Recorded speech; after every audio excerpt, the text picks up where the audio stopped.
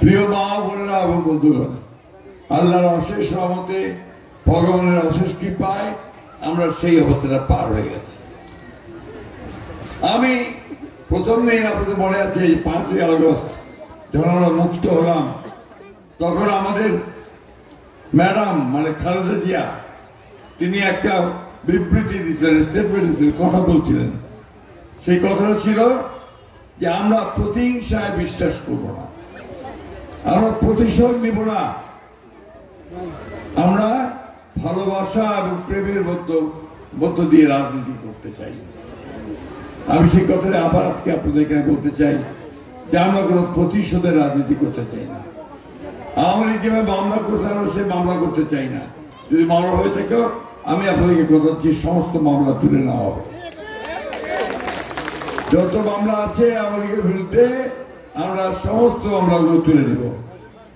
ঠিক আছে, তুলে নেওয়া হয়েছে কিছু? হ্যাঁ, আমরা ওই প্রতিহিংসা প্রতিশোধের রাজনীতি করবো না। আমরা একটা ভালোবাসা, সৌহার্দ্য, সমৃদ্ধি নিয়ে আমরা চলতে চাই।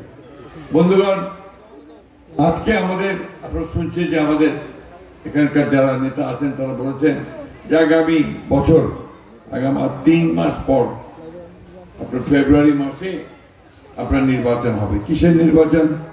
এমপি ইলেকশন হবে, পার্লামেন্টের মেম্বার নির্বাচন হবে, জাতীয় সংসদ এখানে তৈরি হবে।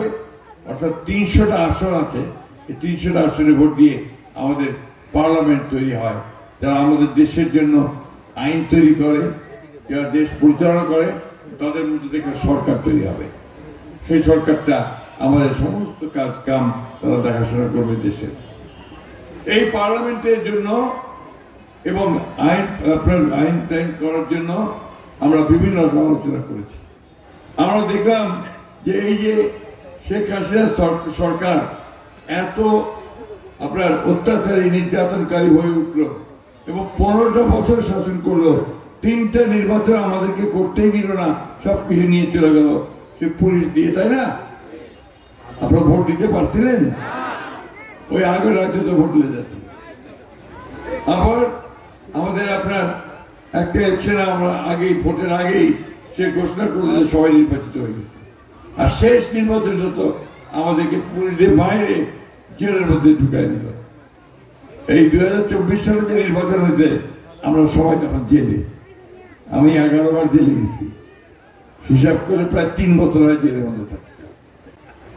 ওই অত্যাচার নির্যাতন করে অতীতে শাসন করতে পারেননি, সামনে ভয় দেখায় শাসন করতে পারবেন না।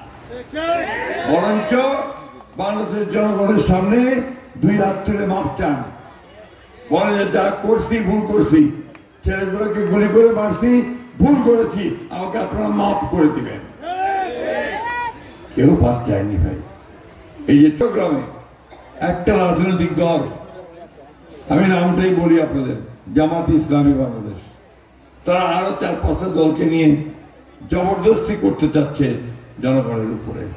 তারা জবরদস্তি মূলক ভাবে এক ব্যক্তির এক ভোট, আর আমার ভোট আমি দিব, যাকে খুশি তাকে দিব, তাই না? মনে কাছে না, আমার দলটাকে দিবা হবে, আর দল ঠিক করবে যে তাকে এমপি কে হবে। ভোট দিবেন আপনি এখানে, আর এমপি হবে ঢাকায়। এই সিস্টেমকে আমরা মেনে নিতে পারি ভাই? সেই জন্য আমরা বলেছি যে আমরা ওই ব্যবস্থা মানি না।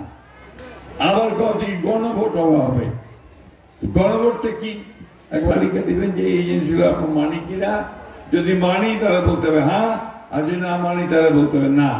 একটা ব্যালট দিবে, ব্যালটটার মধ্যে লেখা থাকবে হ্যাঁ আর না। তো আমাদের তো এটা অভ্যাস নাই। আমরা জানি যে নির্বাচনের মধ্যে আপনার এই ধরেন মির্জা ফখরুল ইসলাম আলমগীর ধানের শীষ, রমেশ সেন নৌকা, এভাবে হয় না? তো ওইটার মধ্যে আমরা স্থির মানি, তাই তো? এইবার সেটা আপনার বলতেছে ওইটা হবে পরে, আর ওই হা না ভোটটা হতে হবে আগে। আমরা বলছি হা না ভোট ভাই ওই একই দিন হওয়া হবে, ভোটের দিন। দুইটা ব্যালট থাকবে, একটা ব্যালটের মধ্যে হা না, আর একটা ব্যালটের মধ্যে সিল মারা যাকে আমার পছন্দ, তাই না? এটাই আমরা বলেছি।